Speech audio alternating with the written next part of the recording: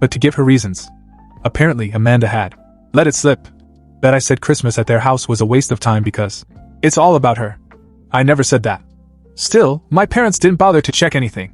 They just went along with it. Mom told me, "We don't want negativity to ruin the day. Maybe it's best if you sit this one out." I don't know what stung more, her words or the fact that I wasn't even surprised. "Fine," I said. I wasn't going to grovel for an invitation. The next day, Amanda called me.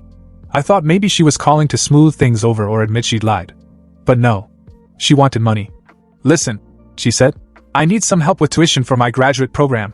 Mom and Dad can't really afford much right now, and we all know you're doing well, so..." I couldn't believe the nerve. They had just banned me from Christmas, but now they had no problem with me being the family ATM? I didn't answer right away. Instead, I decided to handle this in a way that none of them would forget. I didn't give Amanda an answer right away. I told her I'd think about it, which seemed to satisfy her. She chirped a quick "thanks" before hanging up, probably already patting herself on the back for her manipulative skills. But I wasn't thinking about helping her. I was thinking about all the years this had been going on. Amanda had always been the golden child. Growing up, she got the praise, the attention, the best of everything. My parents never even tried to hide it. They were proud of her accomplishments, which usually boiled down to being charming and knowing how to wrap people around her finger. Meanwhile, I was the responsible one, the boring one who worked hard, got good grades, and stayed out of trouble. But responsibility didn't get you celebrated in our house. It got you used. When Amanda wanted a car in high school, my parents asked me to contribute from my savings from my part-time job. When she wanted to go to a fancy out-of-state college, they didn't hesitate to suggest that I delay my plans for graduate school to help them cover her expenses. And somehow, Amanda always managed to spin the narrative so that she was the victim who deserved everyone's help. The most frustrating part? She'd convinced my parents that I was selfish. Every time I tried to set boundaries or say no, it turned into a lecture about how families should support each other. Translation: I was supposed to support Amanda, no questions asked. And here she was, asking for thousands of dollars for her graduate school program while I wasn't even welcome at Christmas. I wasn't angry in that fiery, lose your temper kind of way. I was calm, detached. And that's when I knew I'd had enough. This wasn't just about money or Christmas. It was about years of being taken advantage of, dismissed, and treated as if my value depended solely on what I could do for her. So I called my mother back. "Hey," I said, "can we have a family meeting? Me, you, Dad, Amanda, her husband. I think we need to clear the air." She hesitated, but finally agreed. Probably because she thought I'd come to grovel and apologize. I didn't correct her. Let her think what she wanted. I would speak my piece, and for once, they would listen. The family reunion was scheduled for the following Saturday at my parents' house. I didn't bother dressing up. Jeans, a hoodie, and an old pair of sneakers. It wasn't about making an impression. It was about finally saying what needed to be said. When I arrived, Amanda and her husband Greg were already there. Greg gave me one of those half smiles he always had, like he didn't really want to be involved in the drama, but couldn't quite avoid it. Amanda wasn't even trying to fake pleasantries. She scrolled through her phone, looking as disinterested as ever. Mom came hurrying out of the kitchen with a tray of coffee and cookies, doing her best to play the gracious host even though this was far from a social visit. Dad was planted in his recliner, watching me as if I were a stranger who dropped in uninvited. "So," Mom said after everyone was settled, "what did you want to talk about, honey?" Her tone was overly sweet, as if she thought a little sugarcoating would cover the fact that she'd kicked me out of the family reunion 2 weeks earlier. I didn't waste any time. "I want to talk about Christmas," I said, keeping my voice steady. "And the fact that I wasn't invited because Amanda told you something that wasn't true." Amanda jumped in immediately, her voice dripping with fake innocence. "I didn't lie. That's what you said? Or maybe you didn't mean it, but it sounded that way." I raised an eyebrow. "Really? Because I don't remember ever saying that Christmas was a waste of time. In fact, I don't remember talking about it at all. But somehow you managed to convince Mom and Dad otherwise." She shrugged and leaned back in her chair. "I was just being honest." I nodded slowly, biting back the anger rising in my chest. "Right. Just like you were being honest when you called me the day after to ask for money for your graduate program?" The room fell silent. Amanda's face froze, and for the first time, Greg looked genuinely uncomfortable. Mom jumped in, her voice desperate. "Wait a minute, this isn't about money, Dash. It's always about money." I cut her off. "That's why I'm here. Because I'm tired of being treated like the family ATM. You didn't invite me to Christmas, but you had no problem expecting me to finance Amanda's life again. Do you have any idea how fucked up that is?" Dad finally spoke, his voice gruff. "Watch your tone, son. We're a family. Families help each other." I really laughed. "Help each other? Is that what this is? Because from where I'm standing, it looks a lot like you all expect me to give and give while Amanda takes and takes. Tell me, When's the last time anyone here actually helped me? No one answered. Exactly, I said. And that's why I'm done. After I finished, there was a long, awkward silence. Amanda was staring at her phone again, probably trying to pretend she wasn't the center of the conversation. Greg shifted uncomfortably in his seat, clearly wishing he'd stayed home.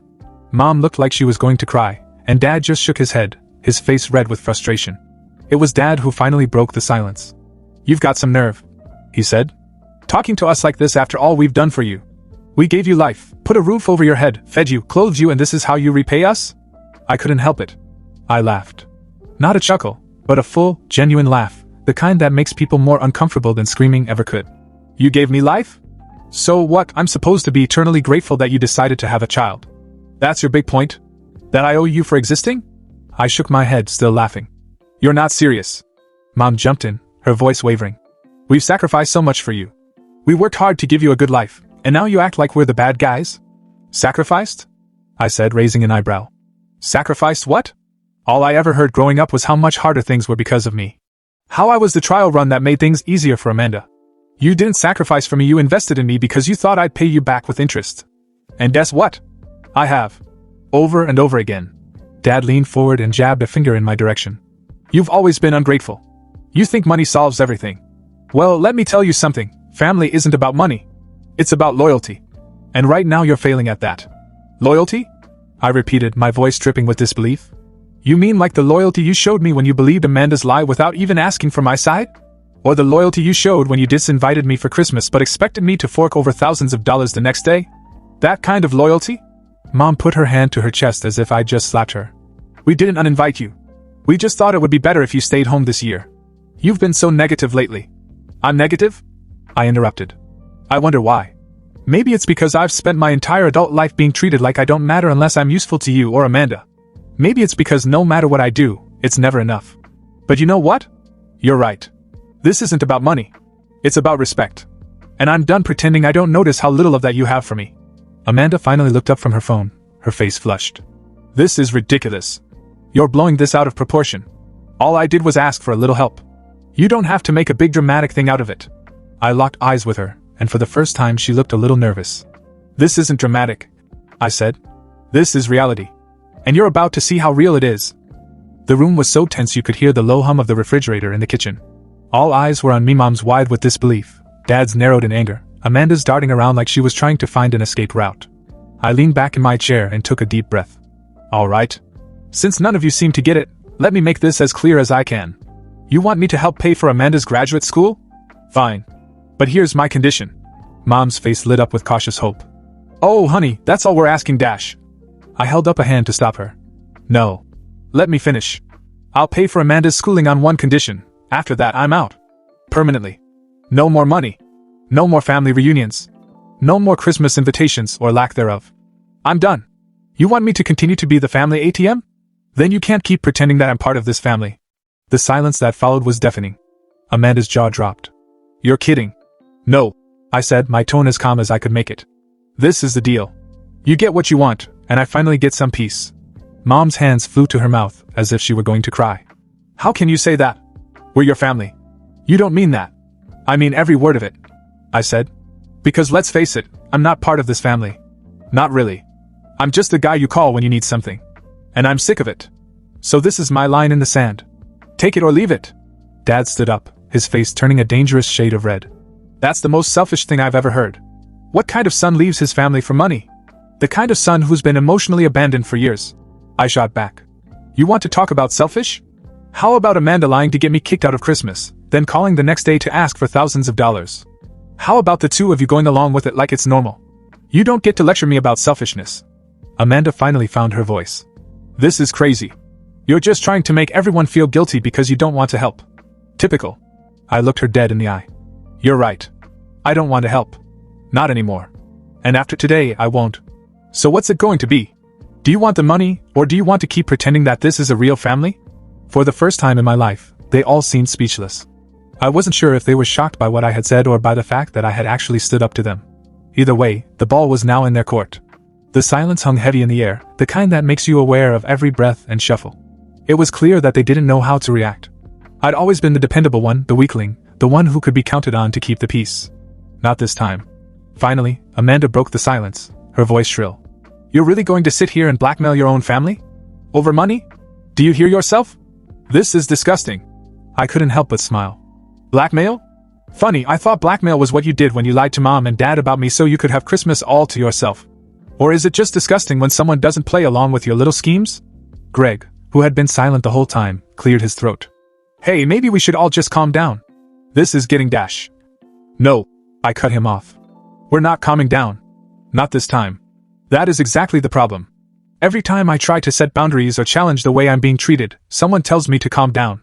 That's how this family maintains the status quo, by sweeping everything under the rug and pretending it's okay. Mom was on the verge of tears. We never meant for you to feel this way. You're part of this family. You always have been. Really? I said. Because it doesn't feel that way. It feels like I'm only part of this family when you need something. The rest of the time, I'm an outsider. A failure. Isn't that what you called me, Mom? A failure because I don't have a wife and children? Because I don't live the life you think I should live? She started to protest, but I wasn't finished. Here's the thing, I built a life that I'm proud of. I have a good job, a solid group of friends, and peace of mind. And I'm not going to let you or anyone take that away from me. So, like I said, this is your choice. You want me to pay for Amanda's college? Fine. But don't expect me to stick around after that. I'm done being used. Dad threw up his hands in exasperation. This is ridiculous. Families have disagreements, but they don't just walk away. You're being dramatic. No, I said firmly. What's dramatic is pretending that everything is fine when it's not. What's dramatic is expecting me to keep bending over backwards while Amanda and the rest of you take me for granted. This isn't about money. It's about respect. And since I clearly don't have any here, I'm taking myself out of the equation. Amanda, who had been quietly seething, finally snapped. You're unbelievable. You think you're some kind of victim? Grow up. Life isn't fair. You think I haven't made sacrifices? You think I haven't struggled? I stared at her for a long time. Struggled? You have two parents who worship the ground you walk on, a husband who supports you no matter what, and you still expect me to clean up your messes. If that's struggling, I'd like to know what you call my life. She opened her mouth to reply, but no words came out. Exactly, I said, standing up. I've said my piece. Let me know what you decide. Just remember this is the last favor you'll ever ask of me. And with that, I walked out. I didn't hear from them for a few days after the meeting. I figured they needed time to stew, argue, and figure out their next move. In the meantime, I went about my life as usual, trying not to dwell on it. I knew what I was offering wasn't ideal for anyone, but it was the clean break I needed. Sure enough, Mom called me a week later. Her voice was hesitant, almost meek. We've talked about it, she said. And if this is really what you want, we'll take you up on your offer. I let out a breath I hadn't realized I was holding. Part of me had expected more resistance, but I guess even they knew they'd pushed me too far. All right, I said. I'll wire the money directly to Amanda's school account. But after that, don't call me about anything. I mean it. Mom started to cry, mumbling something about how sad it was to see our family falling apart. But I didn't let it get to me. I wasn't the one tearing us apart, they were. I just finally decided to stop trying to hold the pieces together. I kept my word. I paid the tuition in full, sent Amanda an email with the receipt, and that was it. No dramatic goodbyes, no long explanations. Just a clean break. At first, it felt strange not to hear from them. For years, my phone had been a constant source of stress, text after text, call after call, all with some new request or demand. Now it was quiet. Peaceful. Amanda tried to reach me once, a few months later. She sent me a long email about how sorry she was for the way things had gone, and how much she appreciated what I'd done for her. She said she hoped we could put this behind us someday. I didn't respond. It wasn't about holding a grudge. It was about protecting myself. I'd spent too much time being her doormat, and I didn't want to risk falling back into old patterns. Life without her was easier. I had more energy for the things that mattered to me, my career, my hobbies, my friends. I didn't realize how much of my mental space they had taken up until they were gone. Do I miss them? Sometimes. But not in the way you'd think. I miss the idea of having a family that really cared about me. But I've come to accept that the family I was born into is not capable of giving that to me. And that's okay. For the first time in my life, I'm not living under someone else's expectations. I'm not the family ATM. I'm just me. And honestly, it feels better than I ever thought it would.